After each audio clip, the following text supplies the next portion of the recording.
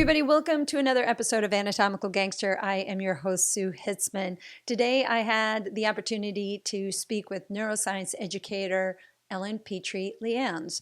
Now, I have a question for you. Have you ever thought about genetics and inherited traits? If you do, you probably are thinking about the color of your eyes, hair, and skin. But did you know that trauma can actually be inherited as well? It's known as ancestral trauma, also referred to as intergenerational or generational trauma. Ancestral trauma is defined as being attributed to both internal and external factors, by the way. Internal factors meaning genetics, but external factors like your environment, behaviors, or situations somebody is subjected to. Now, genetically understanding ancestral trauma, it's linked to an area of research known as epigenetics, which studies how people's environment and behaviors can affect and change how their genes work or how they are expressed. The change's effect is what's known as gene expression, and rather than actual DNA sequencing, these changes can be passed on from one generation to another.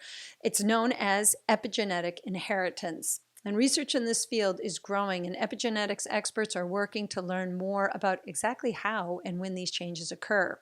So I did have the opportunity to speak to Ellen Petry Leanse. She's an innovator. She's a former Apple product manager. She's a digital pioneer who revolutionized Apple's online presence, and she's a celebrated Silicon Valley influencer. Today, after decades of leadership, success as an entrepreneur, and time as a Stanford University instructor, she blends a unique professional experience with deep knowledge of neuroscience and human behavior. She's also a coach, a speaker, a podcast host, and she's an advisor. And her approach is both unconventional and effective. It's all about thinking differently.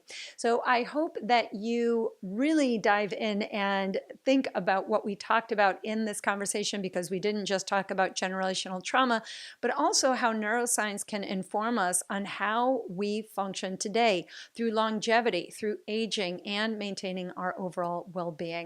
So again, please subscribe below. If you're part of my community, please share this with your friends. And I hope you enjoy this beautiful conversation with the amazing Ellen Petry Leanse. So Ellen, thank you so much for coming on Anatomical Gangster. It's so great to see you again. I'm glad that you're here, so thank you. I love it. Thank you. I Got the brought my melt ball. wonderful melt balls with me I love because it. I there's love that. You know, for everybody listening, Ellen and I just met last month. I did a melt retreat with my dear friend, Debbie Rosas, who's the founder of NIA. And she had invited some of her friends, and she says, oh, my friend Ellen wants to come, and she's into neuroscience, and she's a writer and educator. I was like, I cannot wait to meet this woman. And Ellen, you know, at the beginning of our event, by the second day, she said, hey, do you mind if in one of the off times I can do a lecture on bringing neuroscience into longevity? And I was like, absolutely. It might be the first time ever in a event that one of our guests has asked to do something. And then you sparked a fire, and then Michael Bilkis did one on regression therapy. We had, everybody was like bringing in their expertise. So first of all, thank you for doing that, because I know that so many of our group was really into what you did. So I'm curious if maybe we can kind of start this with how you bring, and you have such an eclectic background, but how you bring neuroscience into spirituality, longevity, and all of the other things that you craft with the yin yang energy and bodies.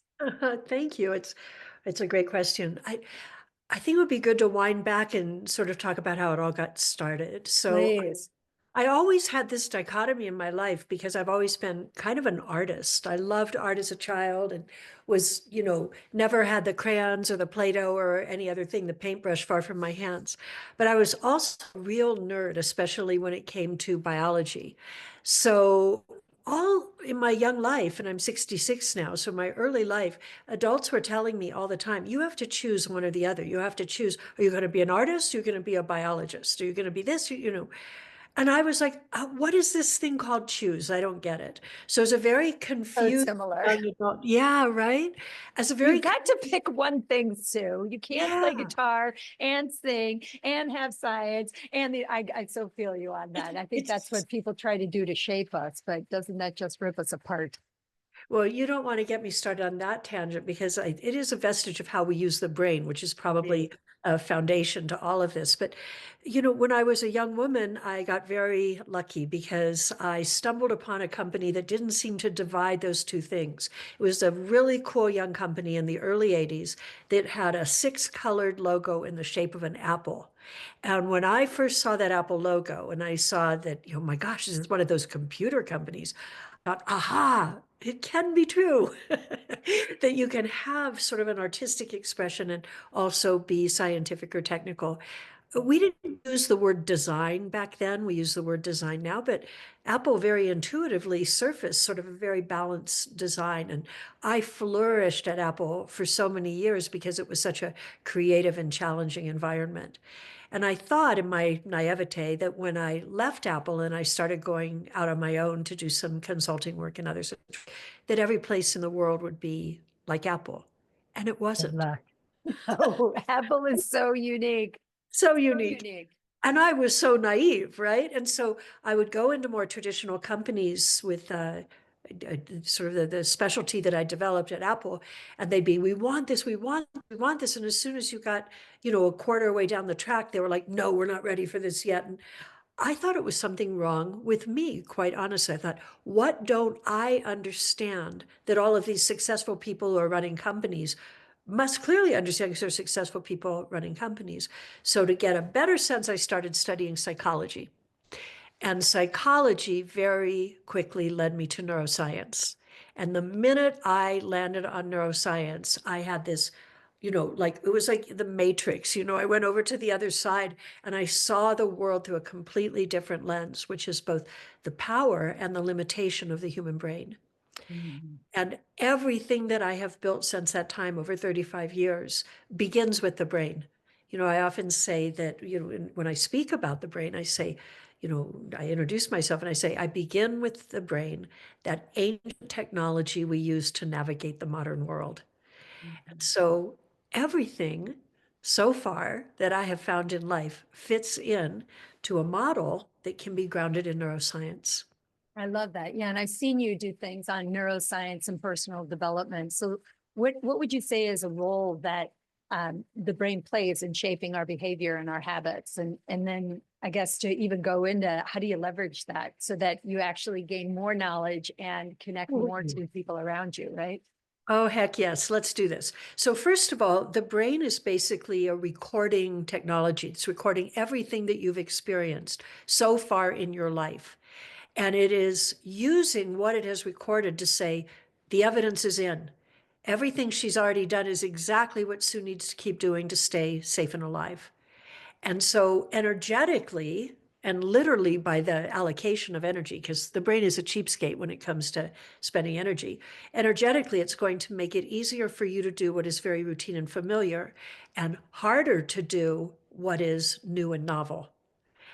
So there's just almost, I mean, we can look at behavioral economics or things like this, but there really is an economic allocation of fuel going on in the brain at all times. Yeah, yeah, right. We're always going to the path of least resistance. I mean, your brain is actually just anticipating how you want to do something because you've done it 80,000 times the exact same way, right? So doing something new is not really the brain's like, why are we doing something new? You always eat food with your right hand. Why are you trying to do it with your left hand?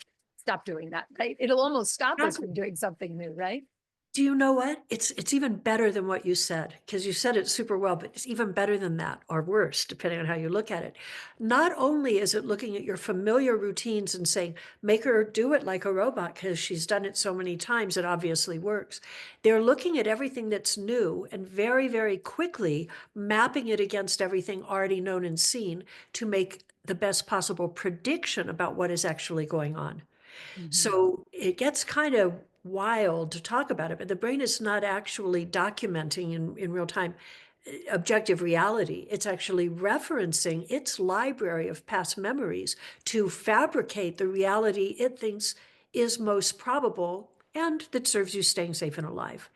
Now, I told you there were two things, and here comes the second one. In the heart of the brain is the limbic system. It's the emotional center of the brain. Emotions are very powerful intelligence because they direct preference toward yes favors survival, which is we like it, it's good, or no, steer clear. The most simple way to say it is move toward or move away from.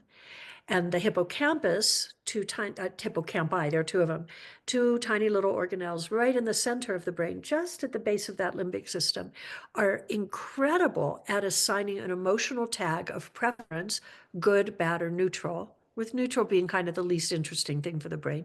Like your brain doesn't put a whole lot of memory allocation into how you feel when you go to the dry cleaner, right? But it's going to put a whole lot of memory allocation into if somebody dings your door when you're parking in that parking lot, or if you walked into the door and you won that coupon that day that meant free dry cleaning for a year. The hippocampus is going to tag that with an emotional preference and an intensity. And the intensity and emotional preference direct how the hippocampus calls back past memories and past experiences to help fabricate that opinion that the brain has about what's happening in the moment. Did that make sense? Yeah, and I would ask it in another way. Like, so if you have, let's say my mom fell a couple of weeks ago and she broke her femur, and I could ask her, "Hey mom, how you feeling today?"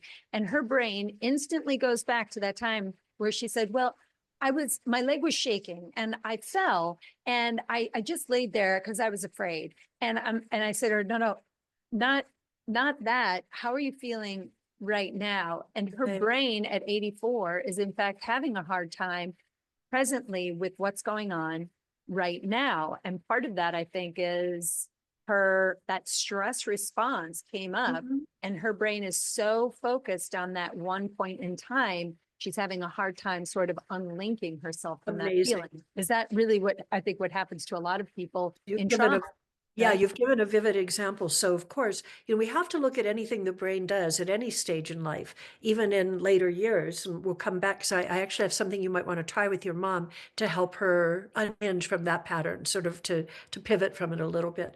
But remember, if we're looking at the way the brain is working, we have to say, okay, in a healthy brain at least, something about the way the brain is working served species level survival. We could get into the whole thing about elder humans and very much elder women in longstanding and ancient human survival, because the wisdom of seeing things differently and not having as much immediate recall, as much as not having as much short-term thinking and so forth, actually serve the cultivation of intergenerational knowledge transfer. So that served the species. But with your mom, what's happening is think about the brain's survival mechanism is like keep her in this fear state so she's not at risk again, is really what's going on. Yes, exactly. And it is something I keep saying to her is, "Mom, right now you're perfectly safe. You're not going to fall right now. You're safe. We've got you. You're in good care. And we're going to move on from this, and you're going to get stronger every day. In fact, it's a wake-up call to get even more present right now in your self-care and your well-being. If ever it was a wake-up call for her that she needs to move more, it definitely is that. But you're right. You have to kind of keep reminding her that she's safe. That's why I just keep saying to her, "You're safe, mom. You're safe. You're okay. It's okay." Sue, you are such a fantastic daughter, and that would work in so many situations. Yet, mapping this to the limbic system, I want to offer you a suggestion that might work better. Please. Have her tell you have her tell you. So her brain is not going to receive outside information right now that tells her safe. It's just her emotional center is going to override it. Go to her and have her originate something that's working well for her that day. This will prime different parts of her brain to be more receptive to new and even positive, like positively tagged emotional stuff. What's one thing in your body that feels really good today, mom? And the one thing is a really good thing. If you say, tell me something that feels good, it's like, yeah, chaos all over. Say, mom, name one thing that feels good in your body today. Let me know what happens. So bring her into her experience, because her body is sending out so many warning flares right now that it's not going to absorb the information that tells her she doesn't need them. Mm. Mhm. Yeah, Now I you think that are happens with a so lot of good at this. Yeah, there's lot one of thing I'll say also, you're so good at this, so good at this, and I know you're doing this already. Touch is super important. people.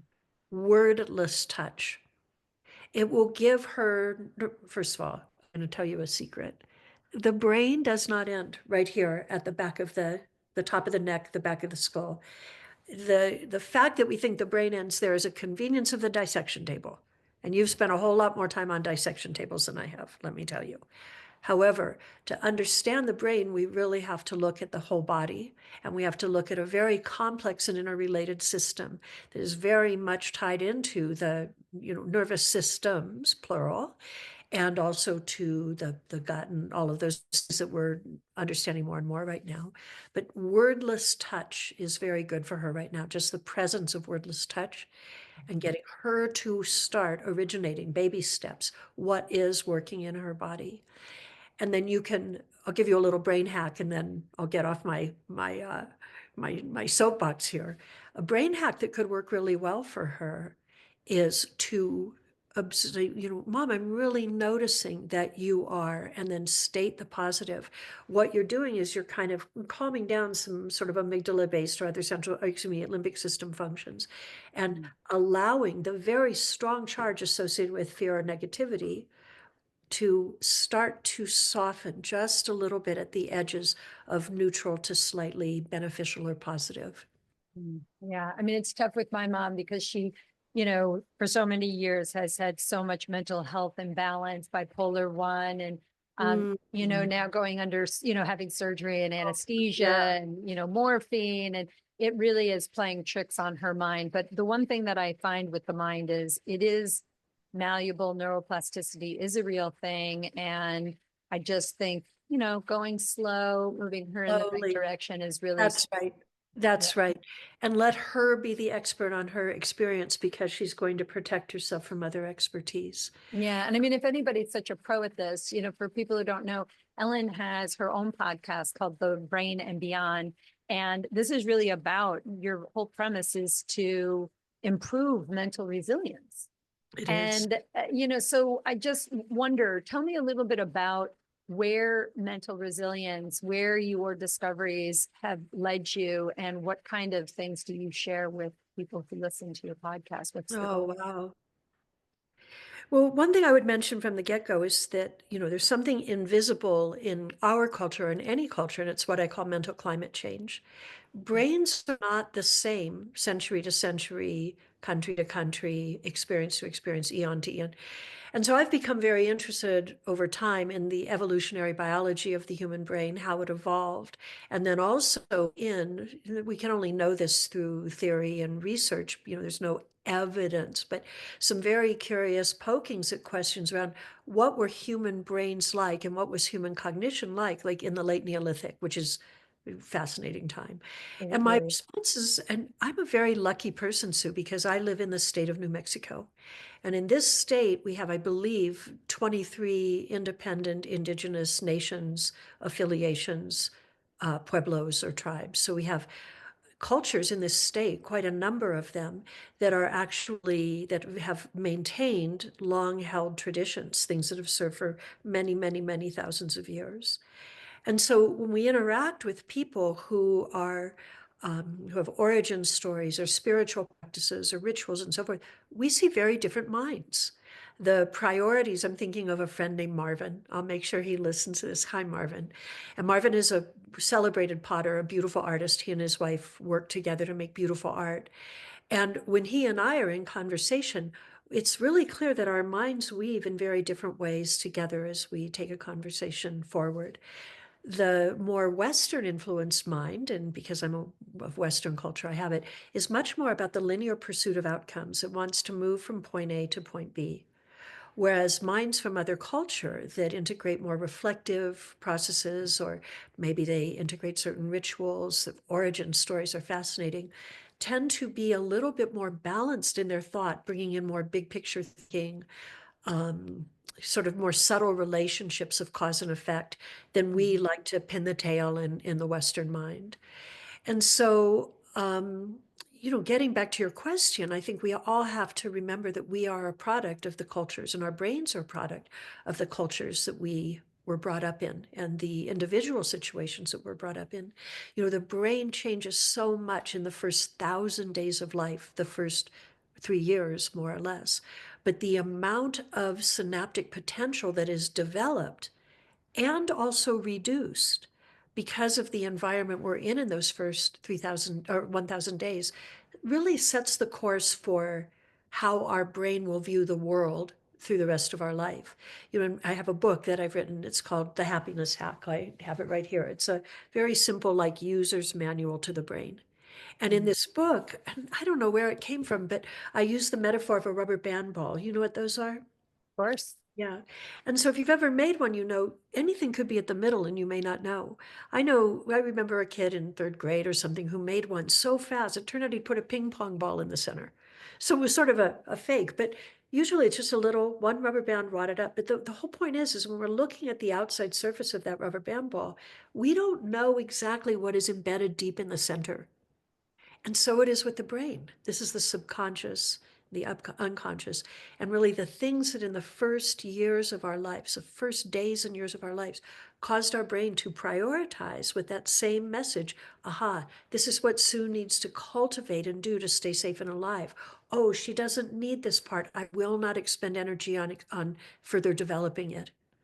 Yeah. And I mean, so I think what I'm hearing you say, and this is something, it's an intriguing perspective because your mental resilience, I think we don't really look so far into generational mindsets, but kids develop because of the way their parents think and their grandparents think. And generation after generation, sometimes we hold traumas and issues from past generations that really are not ours at all, right? I would say, first of all, this is perfectly expressed, and the answer is yes. We do it psychologically, and we also do it epigenetically through markers on the RNA, which is part of our genetic code. And it's very important to mention that Western culture, the one we live in, is only now beginning to recognize and acknowledge the heritability of trauma and the impact that it has on successive generations. If you and I had the gift of time traveling or even, you know, just going anywhere we wanted in the world to a more intact, long surviving culture, we would see that built proactively into these cultures are mechanisms. I call them technologies, actually. They could be ritual, they could be certain types of storytelling, they could be plant medicine traditions, they could be any one of a number of different things, specifically so that people proactively release trauma so that it doesn't accrue to future generations. Yeah, I don't think that we think about that. And I always look back at when I was younger, I had a great grandmother who was very wise and Italian, very broken English, but had a lot of intriguing, quirky rituals. When I would stay at her house, she would get a little mason jar of water and put a knife in it and put it behind the door because she said it warded off evil spirits. And I'd be like, are there evil spirits in the house? She goes, no, that's why we have the knives in the jar. I was like, okay. But But you know, the point of that, you know, there were stories that they would tell and things that would be generational. And I you're think that right.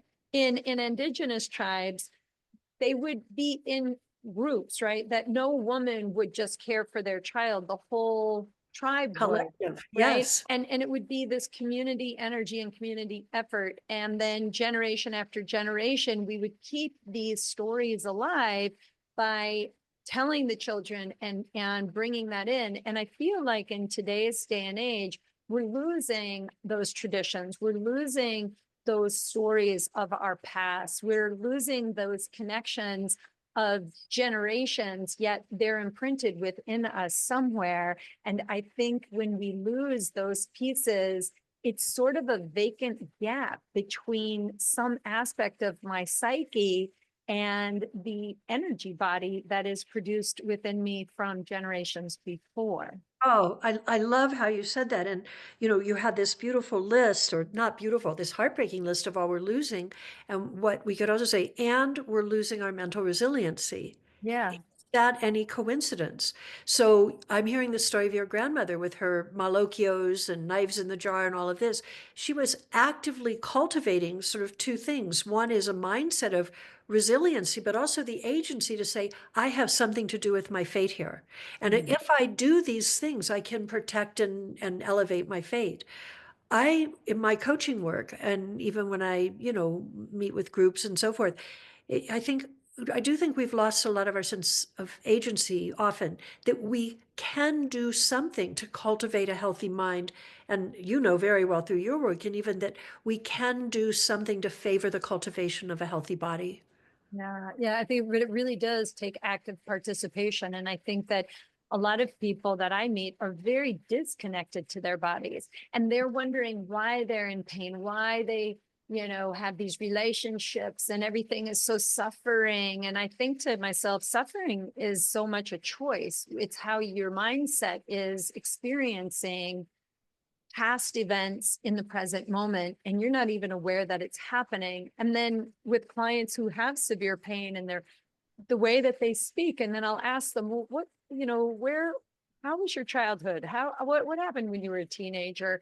And suddenly there's all of these Yeah. threads like a figure eight that are woven into the story that shape a bigger picture as to why they can't get out of their own way to heal. And I think that you can't talk therapy your way out of it. I think there is something more in understanding the why people think that way, and why are we sometimes feeling trapped in a body that's not responding to the way we want it to be. Absolutely. And in fact, you've just described a lot of what I really prioritize in my work. And so, one thing that I have found can be useful is suffering is, darn it, a form of intelligence. Except we haven't been told what to do with that intelligence. If we had an intelligence like we knew how to solve math problems or, gosh, navigate roads intuitively or something, that we'd know exactly what to do with that intelligence. But because of a certain stuckness in our culture where and a lack of that cultivated mental resilience, we have lost our ability to say, signal in my body, ooh, suffering, signal in my heart, my mind, suffering. Okay, what am I going to do about it? Yeah. Right. What do we do about it? What Mhm. about on holistic well-being? I know that you were talking to me when I met you about your TED Talk. You're going to be doing a TED Talk on timeless wisdom. And that Yeah. seems like Yeah. such a big word, timeless wisdom. What is that? And what's its relevance in the modern world in the first place? Well, it's a great question because the premise of the whole talk is that ancient wisdom and an ancestral learning is actually, it reveals secrets and perspectives and mindsets that I believe can favor long-term survival. Mm. So if we look at the evidence being in, you and I are only here, Sue, because our ancestors survived. Same with every listener out there. Right.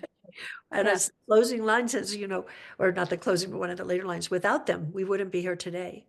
So over a long arc of survival, and we can dial this back as far as you want to go, and it's pretty darn consistent, but looking at approximately 300,000 years of human sapiens, you have Homo sapiens and Gera sapiens, females of this species, being on the planet, there were things that we had to do, and we had to use our brain in a way that favored survival. My belief, based on research on evolutionary biology and very much on sort of, if you will, anthropology and so forth, is we had to be very whole-brained thinkers to notice patterns in nature that favored our survival. Are you saying females in general? No, all humans. All humans. Okay. Humans. Yeah. So, and female Because brains are, I'd like to think that it's really the women who were using their brains, well, but girl, we're both using them. I got it. So first of all, we are better together. The incredible, Indeed. when you really study the purpose, like how the male brain functions and how the female brain functions, they are so incredibly complementary. My favorite shortcut to explaining them is hunting and gathering. So linear pursuit of outcomes. And I mean, the research on this from the late 50s and early 60s and first contact groups of people in all parts of the world where, original inhabitants, indigenous, aboriginal, or native people lived. The results about the brain are, I mean, don't even, one day we'll go for a long walk and Yeah. minds will be blown, let me just say. But, the role of the male largely is sort of two key roles. One was hunting and bringing back an essential food product, a nutrient, meat, providing protein, and then very much provide iron, because women's cycles, reproductive cycles, involve bleeding in a way no other primate animal does. So iron is super important to female humans. It's important to everybody, but it's extra important. So meat was an important thing. And then men also, of course, were protectors, very important protectors. Women were gatherers and weavers of stories and weavers of community. And we're talking on a survival basis. I often say community is a survival technology, and it really is. But here's an interesting fact, and it does tie into the brain, and that is, per all of the research that I have seen, and very much the research I trust most, some very interesting recent anthropology and so forth, only about 20 to 30% of the nutritional value that any early human clan, and they get this from they get this from bodies, from remains, because we're understanding so much about life patterns by looking at, the remains of humans. But only 20 to 30% came from hunting, and the remaining 70 to 80% came from gathering. So women, because we are the gatherers, traditionally there always are crossovers, but women tended to be the baseline of survival from a nutritional standpoint. And men were the ones who brought in these essential and really special things that were celebrated and rewarded and all of this. I'm going to tell you two really interesting things. One is, I think that 20 or 30 to 70 or 80 ratio really applies to the brain. I think for optimal mental health, we should spend the majority of our time gathering, reflecting, looking for bigger pictures, thinking about the patterns. And that's actually slower thought. Like, it is slower To be thought. introspective, right? I mean, that's what introspection is even about. You got to slow down and really think a little. And I think in this day and age, we're so rapid because of That's right. technology. We're That's right. not thinking so You deep. are right. It's much more than technology, although technology has definitely accelerated that trajectory. I think we're spending really dangerously, when it comes to mental wellness, dangerously too much time in linear pursuit of outcomes with the left hemisphere, which is on, always on. I describe it, you've probably heard on my podcast, as more, mind, now, new. We are on the hunt all the time. And neurochemistry happens. Everything we do affects the chemical balance of our brain. And when you look at the way that certain aspects of the mental wellness is being compromised right now, I see very strong correlations with rising cortisol and other things in the body, which are byproducts of too much of that type of fast thought.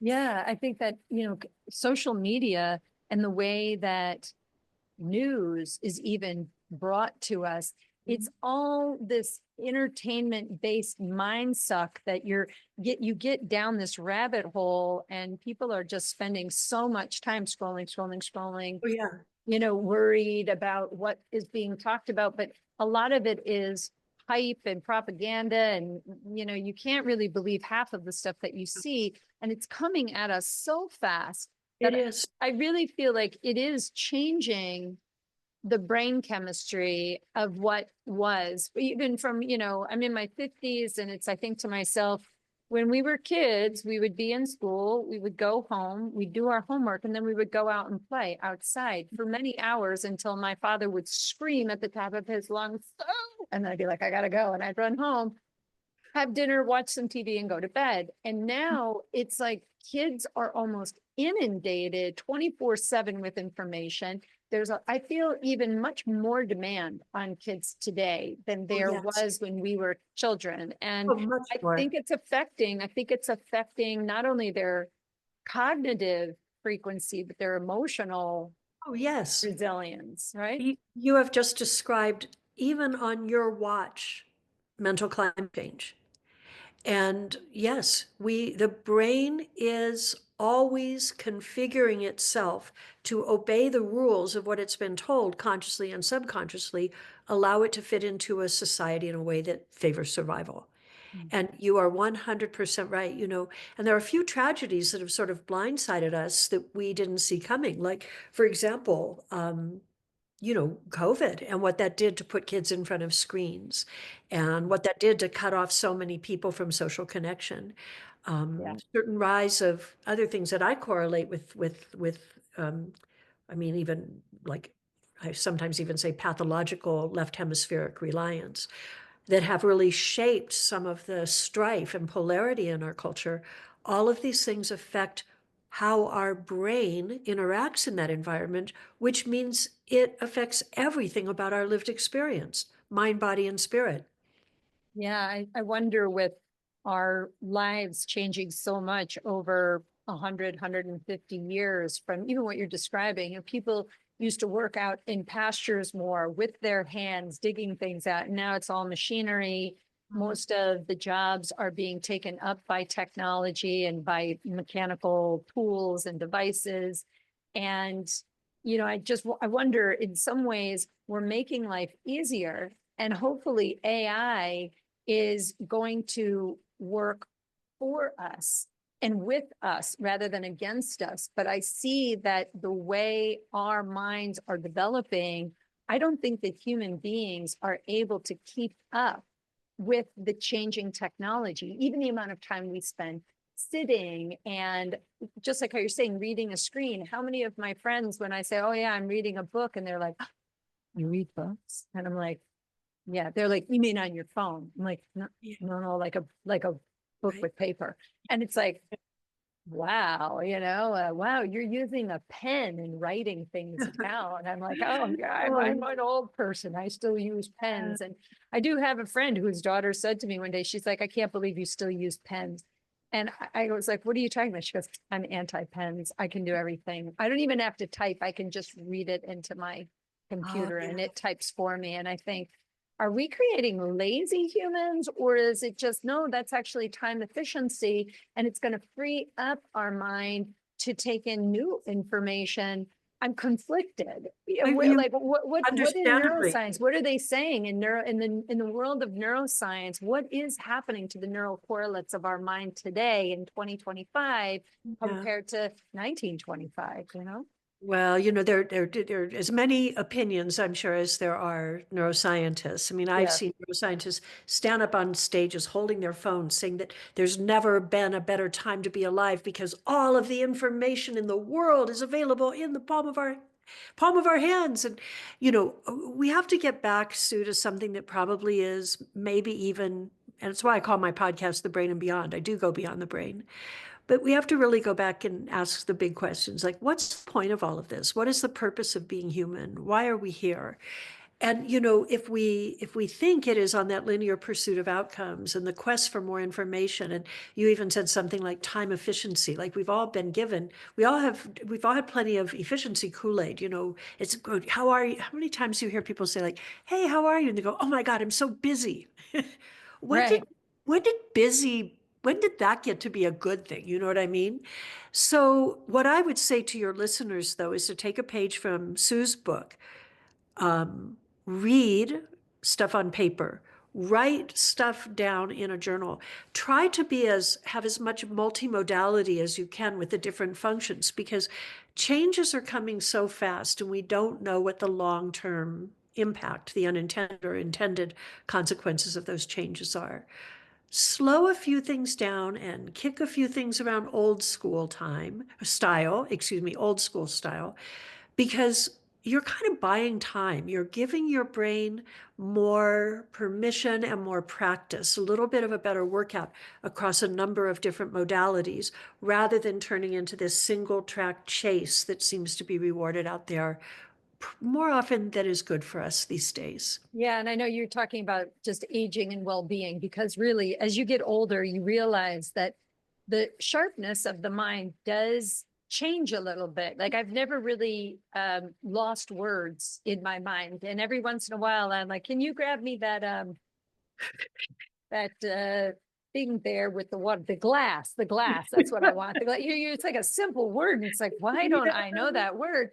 And then Oh, I'm thinking to myself, is my brain shrinking or something? But can you share any insights from neuroscience about how how can we optimize our brain health yeah. as we age? What are some secrets? What are some tips? Thank you. Well, first of all, the first thing I'm gonna come in and say something very specifically with the how, because there's one super, super important thing.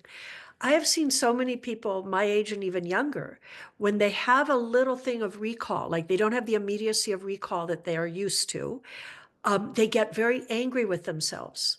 Mhm. That actually, I said earlier in this conversation that a negative emotional charge has more power than what would be probably an equally relevant or valid positive emotional charge. When you negatively emotional charge that thought, you actually strengthen it.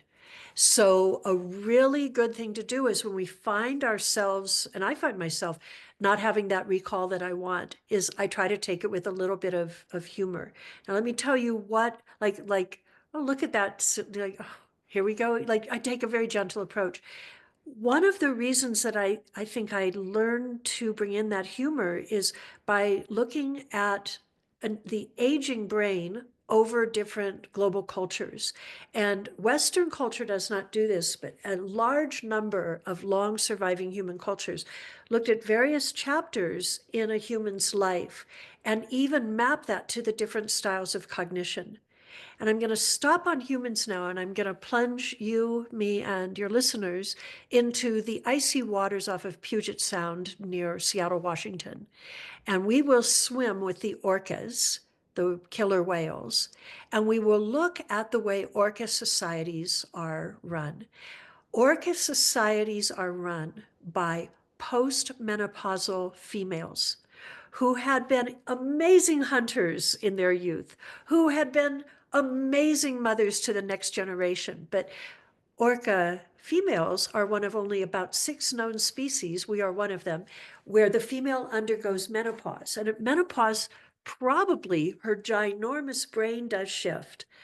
And it goes much more into the wisdom of a different type of pattern recognition and the ability to haha, show or others in the pod, things like how to figure out what the best hunting spots are, how to come together to create hunting strategies and so forth.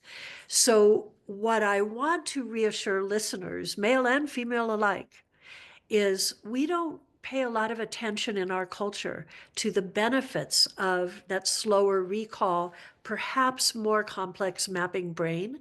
I am curious if something at a species level is about wisdom. Now, I'm not saying no one studies it. Dr. Alison Gopnik out of UC Berkeley is, and she's one of my favorite scientists ever. And she has looked at like this grandmother wisdom as being something that serves survival of the species. But I do want to tell you that most researchers aren't like Dr. Alison Gopnik. They haven't been in the business of psychology and neuroscience and all the other amazing things she does for decade upon decade upon decade. So they haven't seen certain patterns. But please remember, Sue and listeners, when you're reading about the brain, your brain is probably falling short from the perfect brain, which is the brain of the 34 to 36-year-old, probably male, graduate research PhD, who is looking at the world through an unseen bias. And this is happening less and less. Science is waking up on some of this, but looking through the unseen bias of kind of this invisible thing that says, my brain's working perfectly, so I'm going to look at everybody else's brain in comparison. Who doesn't know that the granny sitting on a rocking chair telling a story from long ago to her grandchild doesn't actually have the brain that's working perfectly? Yeah. Yeah. Well, and I like the idea that, menopause, I know a lot of really, it's very a popular conversation now because we understand a lot more about the hormone dysregulation that occurs and some of the negative effects, the bone loss and Yes. all these other things, the mind, everything. But there is some sort of a rite of passage where when we're young, I think we are very focused on what we look like and how people are taking us. And am I sexual? And do people find me alluring? And, whatever it is that is uh, part of creating offspring and that time of our lives in our 20s and 30s where many people go on to have children and families, etc. But then you have this rite of passage where you go through menopause and in some ways, you still have your feminine power. I still have all of the things that I've had, but I feel like as you get older, and maybe this is part of that process, where you just stop giving a shit about what anybody says about you and you just live your life and you do your best to be good And for me, I feel like we go from being only leaders to being leaders and teachers, trying to pass down that information. And it's just at a level of what age you come to this point where I didn't have children. So I feel like I shifted from leader to teacher pretty early on in my life. And now, 25 years later, in my 50s, I feel like I've only just reached a true place of clearing out needs, wants, habits, history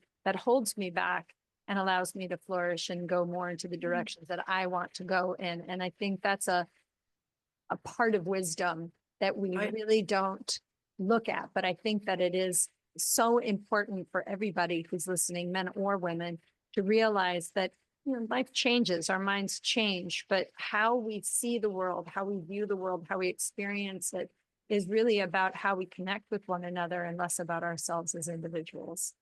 it's beautiful. I mean, at first, I loved hearing about your wisdom journey, and it's very clear, like the passion that you bring to this, the absolute commitment.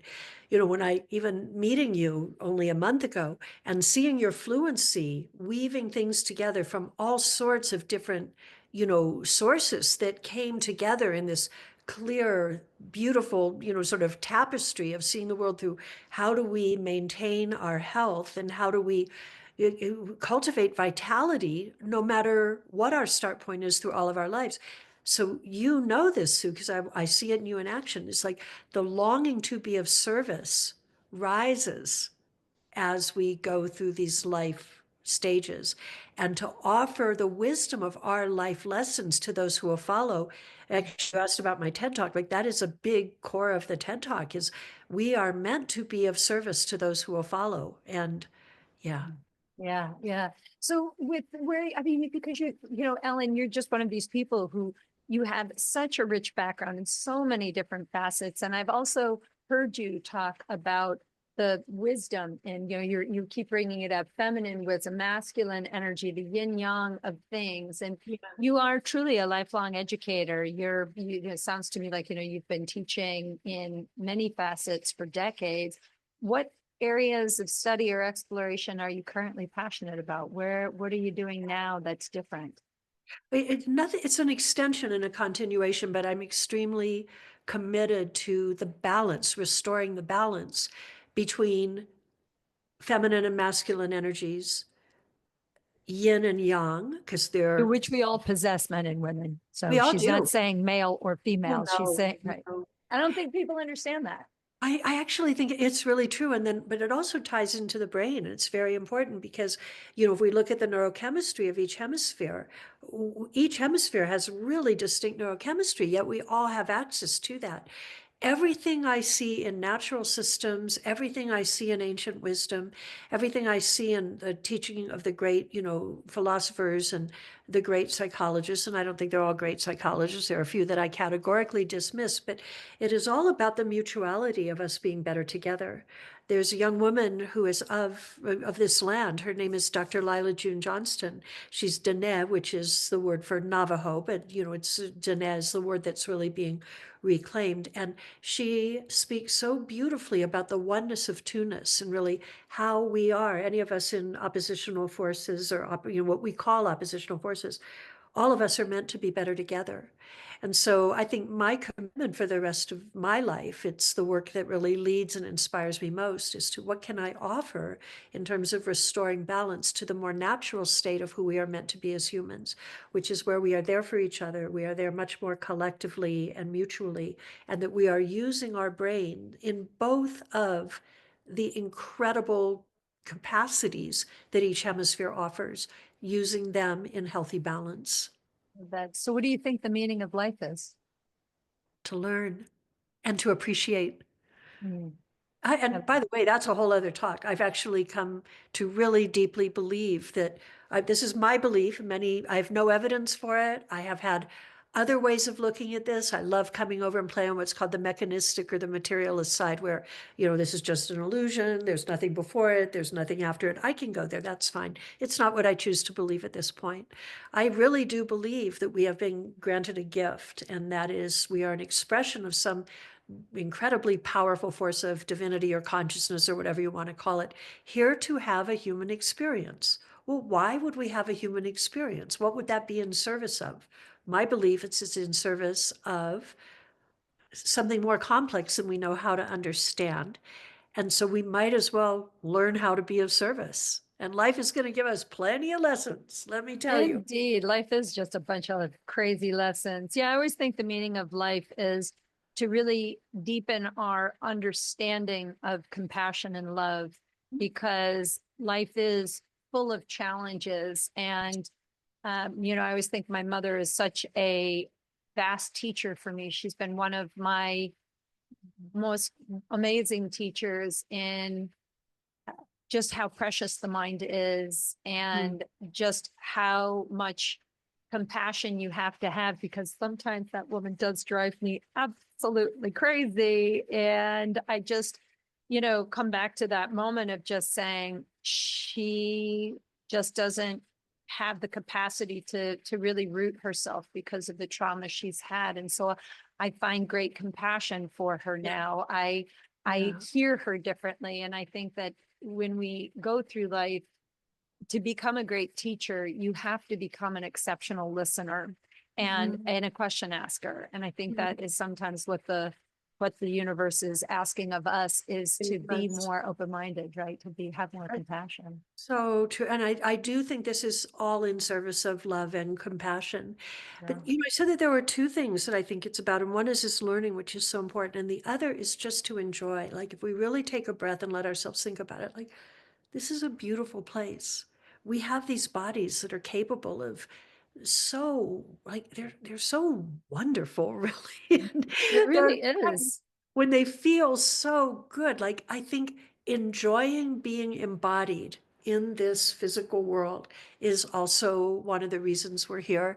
A lot of wisdom traditions say that we chose this. Like, the only way you get to come down and be a human is you've done something to earn it, and you've said, I want to do it. And the price of admission for all of the hardship, the hardship and the pain and the heartbreak and the suffering and all those things, I think they're part of the price of admission for having this incredible human experience. And Yeah, and it's also not just our suffering. I mean, I think that's the thing people, I hope people are hearing this, that, Ellen, you said it, it's like it's not about the one, it's about the many or the two that then becomes the one again, that we we learn from other people's suffering, from other people's traumas, from what happens to other people, and to watch how they move through a bad experience or how they live their life, that we learn from one another, even in the worst of times. And it's our choice to feel like we're isolated and it's just happening to us. But if we can look at our lives and say, it's happening to my community, it's happening to the tribe, it really becomes, I think, it speaks more to how ancient wisdom and ancient tribes and communities work together. And I think we just need to stay with that. I'm so grateful for my community that I've created, because for a long while I kind of felt like I was living on an island by myself, and like just being strange and weird and asking strange questions, and then realizing, oh, you're even more weird than me, and you guys are all asking crazy questions. I'm going to go hang out with you guys. And then you realize that you're not alone in how you think, and we all have issues, and one person's problem is another person's. That doesn't sound like a big deal, but together we get through things, and that really seems more like what the purpose of life is in my way of dealing with it, I hear you loud and clear. Yeah, Loud and yeah. clear. So Ellen, I ask everybody the same question at the end, and I'm going to ask you and see what your question or what your answer is, because you've certainly lived so much of your life, it sounds like, in curiosity. So if you could share with people something that you've learned in life that maybe people don't even have any clue about, but it might actually change the course of their entire life if they thought about it, what have you learned that you think you would want to pass along to people? Oh, what an amazing question. I guess I'd have to come back to learning that I think is relatively recent for me. It's learning of my later life, and that is to have faith and to trust. You know, if we can find a place in our beings where we say, it's going to be okay, we free up a lot of cycles for doing the right thing in the moment. You know, it doesn't mean that everything's happy, happy, joy, joy all the time. Trust me, I know that that is not true. Yet, I guess it comes back to that idea of being of service to something larger that I will never understand. Even in recent times, there are things that have come my way that I wouldn't have invited and I wouldn't have expected. And when they come my way, I realize, like at earlier times in my life, I could have put a whole lot of resistance toward those ideas. Now I think I've learned to get curious about them. You use the word curiosity, such an important word, and to say, okay, well, what am I not seeing in this that might actually make it different than it is? So that would be my answer. Just learn to slow down, take a deep breath, and try to summon a little bit of faith, whatever that means for you, a little bit of trust. It's beautiful. So, Ellen, if somebody wants to find you and your podcast and what you're up to, how do people find you? Thank you. Yeah. Well, a real easy way is to go to my website, which is ellenleanse.com, Leanse.com. And I try to keep it pretty current and, change things up from time to time so people can tune into ways of connecting with me. There's content that can be, that it directs you to content that's available. I guess that would be the easiest way to start. I love that. Well, I look forward to hanging out with you again Okay, and seeing you great. at another event. I'm sure that our paths will We cross are. in the flesh Yeah. one more time. Oh, And for yeah. those of you guys who are listening to the podcast, I hope that you enjoyed this conversation. And of course, please subscribe to the channel. And if you have other brilliant people that you think can break down complicated topics, send them my way. I'm always excited to talk to the brilliant minds that are out there shaping the world. And Ellen, thank you again so much for Thank spending a you, little Sue. time with What a delight. Yeah, really I loved appreciate it. it. So Thank you. thanks again. And to everybody, be healthy, be well, and stay curious. We'll see you soon.